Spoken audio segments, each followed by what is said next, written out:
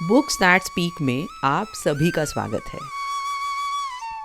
आभा दार्जिलिंग की ठंडी पहाड़ियों में जा रही है। रास्ते में वो एक चाय के कारखाने में रुकती है। उसके दिमाग में बहुत सारे सवाल हैं। क्या चाय एक पत्ती है? ये कहाँ पैदा होती है? इसका स्वाद इतना अच्छा कैसे है? तो चलिए हम भी आभा के साथ चाय बागान और उसके कारखाने की यात्रा पर चलते हैं और आभा के साथ इन सवालों के जवाब खोजते हैं। सुनते हैं कहानी आभा की चाय पार्टी। ओरिजिनल स्टोरी अ टी गार्डन पार्टी बाय प्रथम बुक्स। कहानी लिखी है स्वाति सेनगुप्ता। चित्रांकन ऋषव मोहांती। हिंदी में अनुवाद श्वेता अग्रवाल। कहानी का वाचन आसावरी दोषी।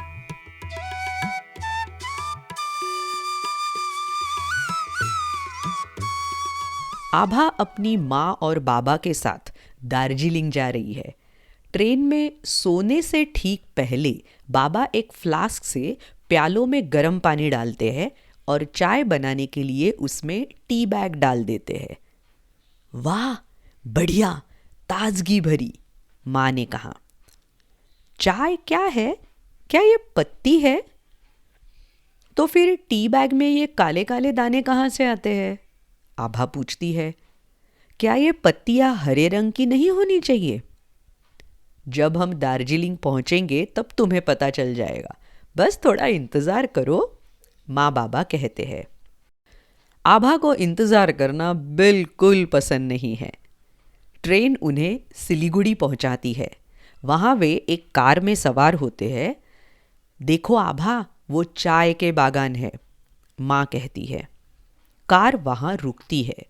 आभा अपने पैर फैलाना चाहती है। वे चाय बागानों में महिलाओं को पत्तियां चुनते और उन्हें अपने सिर से बंधी टोकरियों में डालते हुए देखते हैं। 2 पत्तियां और एक कली, चाय बनती खिली खिली। सुमित्रा तमांग चाय की पत्तियां चुनते हुए कहती है।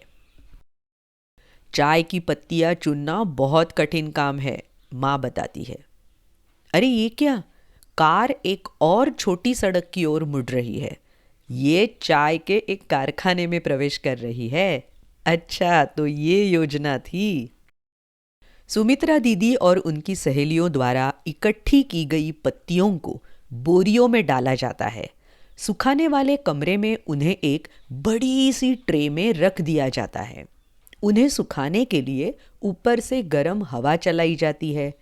ये सारा काम करीब 18 घंटे तक चलता है।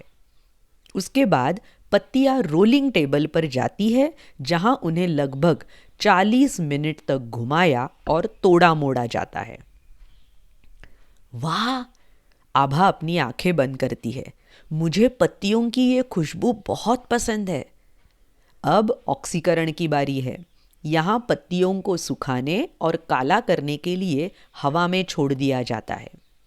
आभा कहती है, ये चाय की पत्तियां बगीचे की पत्तियों से बहुत अलग दिखती है। ड्रायर मशीन में चाय को लगभग 20 मिनट तक भूनते हैं। मुझे तो लगता था कि केवल केक बेक किए जाते हैं और मुर्गा भुना जाता है। अब मुझे पता चला कि चाय भी इसी तरह की प्रक्रिया से होकर गुजरती है, आभा कहती है। अब इसे अलग अलग करेंगे, माँ कहती है। चाय को कई प्रकारों में बांटा गया है। साबुत पत्ती, टूटी हुई पत्ती, पंखुड़ी, भूरा। पत्तियों का आकार जितना बड़ा होता है, उसकी कीमत उतनी ही अधिक होती है। दार्जिलिंग की चाय दुनिया की सबसे प्रसिद्ध और महंगी चायों में से एक है। 100 ग्राम सफ़ेद दार्जिलिंग चाय की कीमत सोने के एक आभूषण के बराबर हो सकती है, माँ बताती है। अब तक सभी को भूख और प्यास लगने लगी थी। वे सभी एक मेज के चारों ओर बैठ जाते हैं और चाय मंगाते हैं। चाय पत्ती को एक बर्तन में रखा जाता है। उसके ऊपर उबला हुआ पानी डाला जाता है।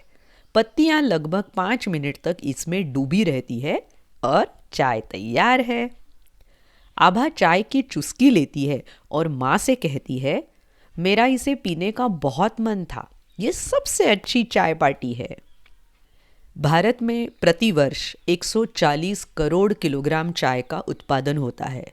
भारत दुनिया में चीन के बाद चाय का दूसरा सबसे बड़ा उत्पादक है।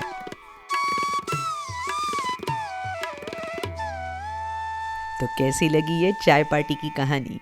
चाय पीने का मन हुआ ना? तो और ऐसी बहुत सारी कहानियाँ सुनने के लिए बुक्स दैट स्पीक इस चैनल पर ज़रूर आइएगा।